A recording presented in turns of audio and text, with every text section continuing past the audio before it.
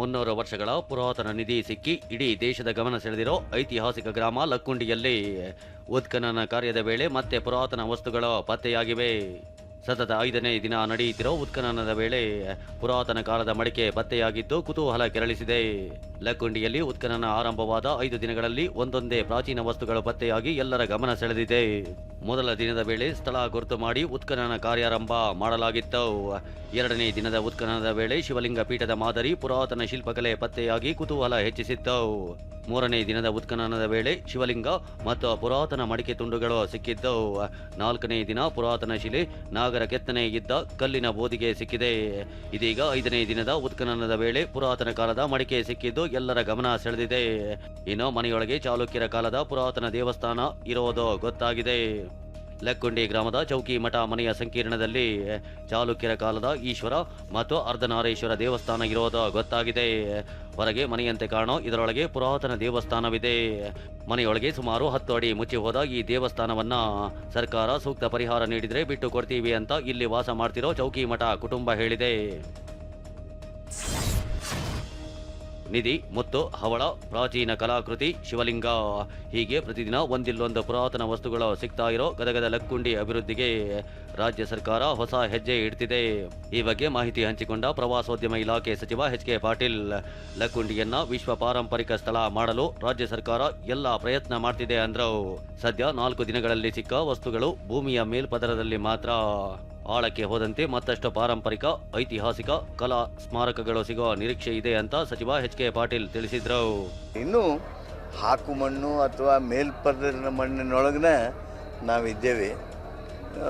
ಇನ್ನು ಕೆಳಗೆ ಹೋದಾಗೆಲ್ಲ ಉತ್ಖನನ ಮಾಡಿದಾಗಲೆಲ್ಲ ನಮಗೆ ಬಹಳಷ್ಟು ಐತಿಹಾಸಿಕವಾಗಿರ್ತಕ್ಕಂಥ ಪರಂಪರೆಯನ್ನು ತೋರಿಸ್ತಕ್ಕಂಥ ಕಲಾ ಶಿಲ್ಪಗಳು, ಶಾಸನಗಳು, ಅತ್ಯಂತ ಅಮೂಲ್ಯವಾಗಿರ್ತಕ್ಕಂಥ ವಸ್ತುಗಳು ಸಿಗುವ ಲಕ್ಷಣಗಳಿವೆ.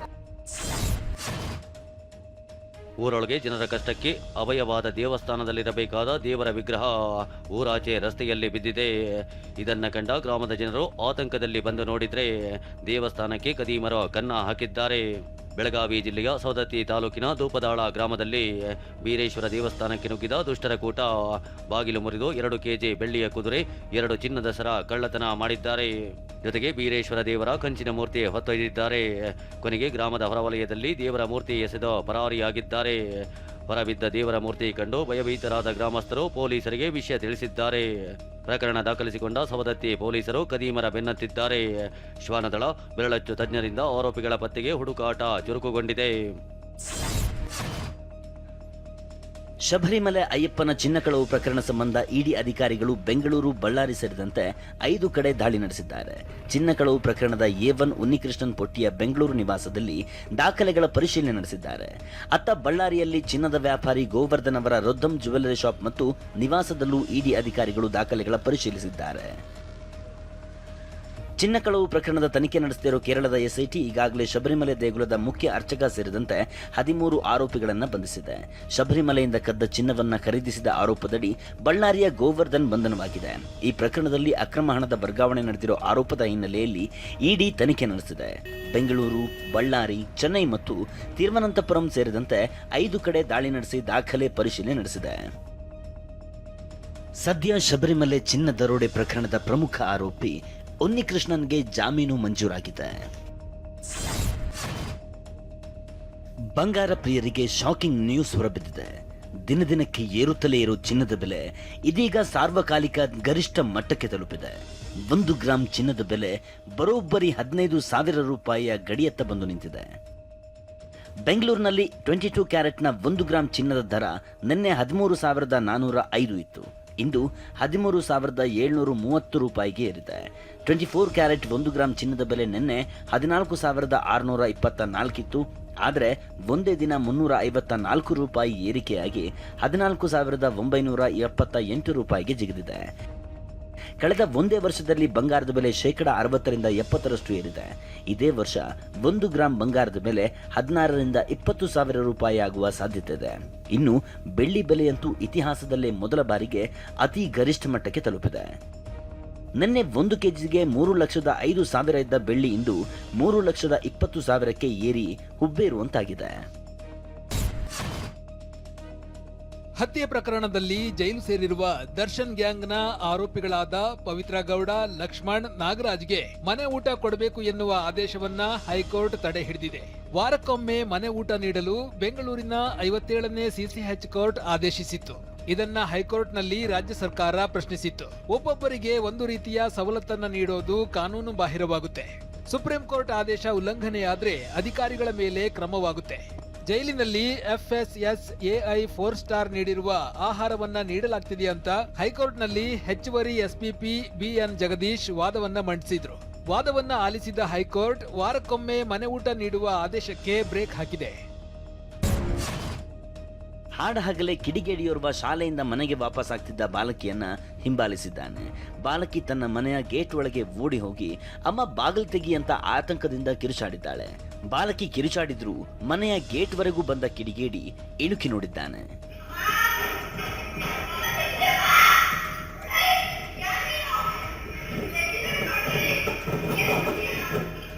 ಜನವರಿ 17ರ ಶನಿವಾರ ಮಧ್ಯಾಹ್ನ ಹಾಸನ ನಗರದ 80 ಫೀಟ್ ರಸ್ತೆಯ ಪ್ರದೇಶದಲ್ಲಿ ಈ ಆತಂಕಕಾರಿ ಘಟನೆ ನಡೆದಿದೆ.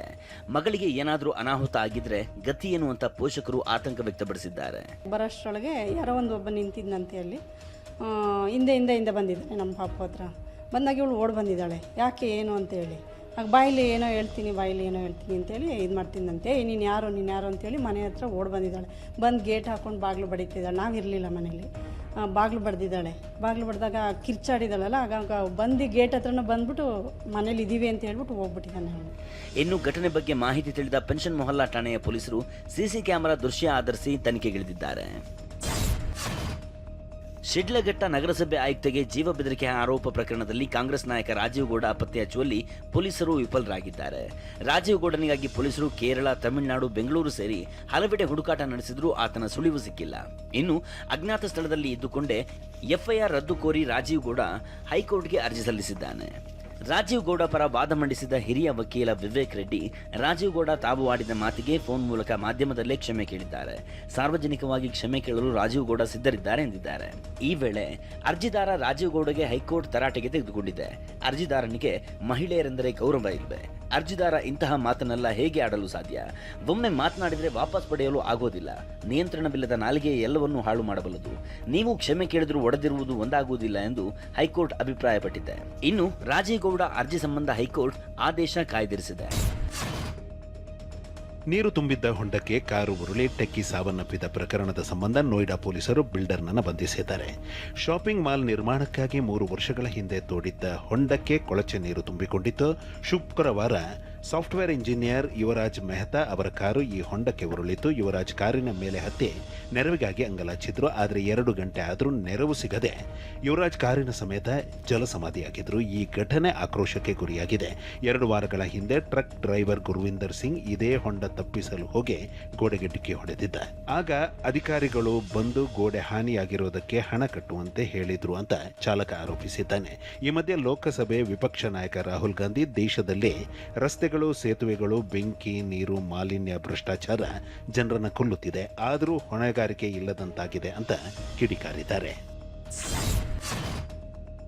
ತಮಿಳುನಾಡು ರಾಜ್ಯಪಾಲ RN ರವಿ ಸತತ 3ನೇ ವರ್ಷವೂ DMK ಸರ್ಕಾರ ಸಿದ್ಧಪಡಿಸಿದ ಭಾಷಣವನ್ನ ಓದದೆ ಸದನದಿಂದ ಹೊರ ನಡೆದಿದ್ದಾರೆ. ಇದು ರಾಜ್ಯಪಾಲರು ಮತ್ತು ಸ್ಟಾಲಿನ್ ಸರ್ಕಾರದ ನಡುವೆ ಮತ್ತೊಂದು ಸುತ್ತಿನ ಜಟಾಪಟಿಗೆ ಕಾರಣವಾಗಿದೆ. CM ಸ್ಟಾಲಿನ್ ರಾಜ್ಯಪಾಲರ ನಡೆಯನ್ನ ಖಂಡಿಸಿದ್ದಾರೆ. ರಾಜ್ಯಪಾಲರು ಸದನ ಸಂಪ್ರದಾಯವನ್ನ ಉಲ್ಲಂಘಿಸಿ ಸದನದಿಂದ ಹೊರ ನಡೆದಿದ್ದಾರೆ. ಈ ಮೂಲಕ ಸದನವನ್ನ ಅವಮಾನಿಸಿದ್ದಾರೆ ಅಂತ ಸ್ಟಾಲಿನ್ ಆರೋಪಿಸಿದ್ದಾರೆ. ಆದರೆ ರಾಜ್ಯಪಾಲ RN ರವಿ ರಾಷ್ಟ್ರಗೀತೆಗೆ ಸೂಕ್ತ ಗೌರವ ಸಿಗದ ಹಿನ್ನೆಲೆಯಲ್ಲಿ ಸದನದಿಂದ ಹೊರ ನಡೆದೆ ಅಂತ ತಮ್ಮ ನಡೆಯನ್ನ ಸಮರ್ಥಿಸಿಕೊಂಡಿದ್ದಾರೆ. ಪ್ರಧಾನಿ ಮೋದಿ ಸ್ವಕ್ಷೇತ್ರ ವಾರಣಾಸಿಯ ಮಣಿಕರ್ಣಿಕಾ ಘಾಟ್ನಲ್ಲಿ ತೆರವು ಕಾರ್ಯಾಚರಣೆ ವಿರುದ್ಧ ಪ್ರತಿಭಟನೆ ನಡೆಸುತ್ತಿದ್ದ 18 ಜನರನ್ನ ಪೊಲೀಸರು ವಶಕ್ಕೆ ಪಡೆದಿದ್ದಾರೆ. ಮಣಿಕರ್ಣಿಕಾ ಘಾಟ್ ನವೀಕರಣ ಕಾರ್ಯ ಹಿನ್ನೆಲೆಯಲ್ಲಿ ದೇವಿ ಅಹಲ್ಯಾಬಾಯಿ ಹೋಲ್ಕರ್ ಪ್ರತಿಮೆಯನ್ನ ಧ್ವಂಸ ಮಾಡಲಾಗಿದೆ ಅಂತ ಆರೋಪಿಸಿ ಪಾಲ್ ಸಮುದಾಯ ಆರೋಪಿಸಿದೆ. ಅಹಿಲ್ಯಾಬಾಯಿ ಪ್ರತಿಮೆ ಪರಿಶೀಲಿಸಲು ಘಾಟ್ಗೆ ನುಗ್ಗಲು ಯತ್ನಿಸಿದ ಪ್ರತಿಭಟನಾಕಾರರನ್ನ ಪೊಲೀಸರು ವಶಕ್ಕೆ ಪಡೆದಿದ್ದಾರೆ. ಮಣಿಕರ್ಣಿಕಾ ಘಾಟ್ ನವೀಕರಣದ ನೆಪದಲ್ಲಿ ಹಲವು ದೇಗುಲಗಳನ್ನು ಮತ್ತು ಪ್ರತಿಮೆಗಳನ್ನು ಕೆಡವಲಾಗಿದೆ ಅಂತ ವಿಪಕ್ಷಗಳು ಆರೋಪಿಸಿವೆ. ಆದರೆ ಯೋಗಿ ಸರ್ಕಾರ ಈ ಆರೋಪವನ್ನು ತಳ್ಳಿಹಾಕಿದೆ. ವಿಪಕ್ಷಗಳು ಸುಳ್ಳು ಹೇಳ್ತಿವೆ ಅಂತ ಯೋಗಿ ಕಿಡಿಕಾರಿದ್ದಾರೆ. ಧರ್ಮಸ್ಥಳ ಬುರುಡೆ ರಹಸ್ಯ ಪ್ರಕರಣ ಸಂಬಂಧ ಬಂಗ್ಲಗುಡ್ಡದಲ್ಲಿ ಸಿಕ್ಕ 7 ಅಸ್ಥಿಪಂಜರಗಳನ್ನು ಬೆಂಗಳೂರು ಎಫ್ಎಸ್ಎಲ್ಗೆ ರವಾನೆ ಮಾಡಲಾಗಿದೆ. ಬಂಗ್ಲಗುಡ್ಡ ಅರಣ್ಯದಲ್ಲಿ ಪರಿಶೋಧನೆ ವೇಳೆ ಸೆಪ್ಟೆಂಬರ್ 17ರಂದು 5 ಅಸ್ಥಿಪಂಜರ ಮತ್ತು ಸೆಪ್ಟೆಂಬರ್ 18ರಂದು 2 ಅಸ್ಥಿಪಂಜರಗಳು ಎಸ್ಐಟಿಗೆ ಸಿಕ್ಕಿದ್ವು. ಮಹಿಳೆಯರ ಒಳ ಉಡುಪು ಕದಿಯುತ್ತಿದ್ದ ಕೇರಳ ಮೂಲದ ಅಮಲ್ ಎಂಬಾತನನ್ನ ಪೊಲೀಸರು ಬಂಧಿಸಿದ್ದಾರೆ. ಬೆಂಗಳೂರಿನ ಹೆಬ್ಬಗೋಡಿಯ ವಿದ್ಯಾನಗರದಲ್ಲಿ ಅಮಲ್ನನ್ನ ಅರೆಸ್ಟ್ ಮಾಡಲಾಗಿದೆ. ಅಮಲ್ ಮಹಿಳೆಯರ ಒಳ ಉಡುಪುಗಳನ್ನು ಕದ್ದು ಬಳಿಕ ಧರಿಸಿ ಫೋಟೋ ತೆಗೆದುಕೊಳ್ತಿದ್ದ ಎನ್ನಲಾಗಿದೆ. ಅಮಲ್ ಮನೆಯಲ್ಲೂ ಮಹಿಳೆಯರ ಒಳ ಉಡುಪುಗಳು ಪತ್ತೆಯಾಗಿವೆ. ಆರೋಪಿಯ ಮೊಬೈಲ್ನಲ್ಲಿ ಹಲವು ಫೋಟೋಗಳು ಪತ್ತೆಯಾಗಿವೆ. ಪ್ರಧಾನಮಂತ್ರಿ ನರೇಂದ್ರ ಮೋದಿ ಸೂಚನೆಯಂತೆ ಕೇಂದ್ರ ಸಚಿವ ಪ್ರಹ್ಲಾದ್ ಜೋಶಿ ಸ್ವಿಟ್ಜರ್ಲೆಂಡ್ನಲ್ಲಿರುವ ದಾವೋಸ್ಗೆ ಪ್ರಯಾಣಿಸಿದ್ದಾರೆ. ವಿಶ್ವ ಆರ್ಥಿಕ ವೇದಿಕೆಯಲ್ಲಿ ಪ್ರಹ್ಲಾದ್ ಜೋಶಿ ಭಾರತ ಸರ್ಕಾರವನ್ನ ಪ್ರತಿನಿಧಿಸಿದ್ದಾರೆ. ವಿಶ್ವ ಆರ್ಥಿಕ ವೇದಿಕೆಯನ್ನ ಉದ್ದೇಶಿಸಿ ಮಾತನಾಡಿದ ಪ್ರಹ್ಲಾದ್ ಜೋಶಿ, ಪ್ರಧಾನಮಂತ್ರಿ ನರೇಂದ್ರ ಮೋದಿ ನೇತೃತ್ವದಲ್ಲಿ ಭಾರತ ಜಾಗತಿಕ ನಾಯಕನಾಗಿ ಹೊರಹೊಮ್ಮುತ್ತಿದೆ ಎಂದಿದ್ದಾರೆ. Today, whoever is in Davos, they feel that they should come to India Pavilion because it is the best destination of the world today for the investment. When the world slowed down, India accelerated. Virat Kohli Rohit ಶರ್ಮಾಗೆ ಬಿಸಿಸಿಐನಿಂದ shock ಎದುರಾಗಿದೆ. ವಾರ್ಷಿಕ ಗುತ್ತಿಗೆಯಲ್ಲಿ A+ ಕೆಟಗರಿಯಲ್ಲಿದ್ದ Rohit ಮತ್ತು ಕೊಹ್ಲಿಗೆ ಹಿಂಬಡ್ತಿ ನೀಡಲು BCCI ಮುಂದಾಗಿದೆ. A+ ಕೆಟಗರಿಯಲ್ಲಿದ್ದವರಿಗೆ ವಾರ್ಷಿಕ ತಲಾ 7 ಕೋಟಿ ನೀಡಲಾಗ್ತಿತ್ತು. ಇದೀಗ A+ ಕೆಟಗರಿಯನ್ನೇ ರದ್ದು ಮಾಡಲು ಬಿಸಿಸಿಐ ಮುಂದಾಗಿದೆ. ಕೊಹ್ಲಿ ಮತ್ತು ರೋಹಿತ್ಗೆ ಬಿ ಕೆಟಗರಿ ನೀಡಲು ಮುಂದಾಗಿದ್ದು, ಆಯ್ಕೆ ಸಮಿತಿ ಅಧ್ಯಕ್ಷ ಅಗರ್ಕರ್ ಪ್ರಸ್ತಾವನೆ ಸಲ್ಲಿಸಲಿದ್ದಾರೆ.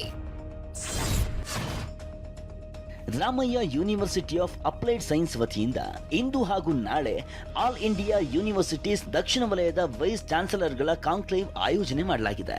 ಶಿಕ್ಷಣ ಸಂಸ್ಥೆಗಳಲ್ಲಿ ಉದ್ಯಮಶೀಲತೆ ಮತ್ತು ಸ್ಟಾರ್ಟ್ಅಪ್ಗಳನ್ನು ಉತ್ತೇಜಿಸುವುದು ಈ ಕಾನ್ಕ್ಲೇವ್ನ ಮುಖ್ಯ ಉದ್ದೇಶ. 2 ದಿನದ ಈ ಕಾರ್ಯಾಗಾರವನ್ನ ಗೌರವಾನ್ವಿತ ರಾಜ್ಯಪಾಲರಾದ ಥಾವರ್ ಚಂದ್ ಗೆಹ್ಲೋಟ್ ದೀಪ ಬೆಳಗಿಸೋದರ ಮೂಲಕ ಉದ್ಘಾಟಿಸಿದ್ರು. ಈ ಕಾರ್ಯಾಗಾರದಲ್ಲಿ ವಿವಿಧ ವಿವಿಯ ಅನುಭವಿ ಪ್ರಾಧ್ಯಾಪಕರು ಭಾಗಿಯಾಗಿದ್ದು ತಮ್ಮ ಅಧ್ಯಯನದ ಪೇಪರ್ ಪ್ರೆಸೆಂಟೇಷನ್ ಮಾಡಲಿದ್ದಾರೆ.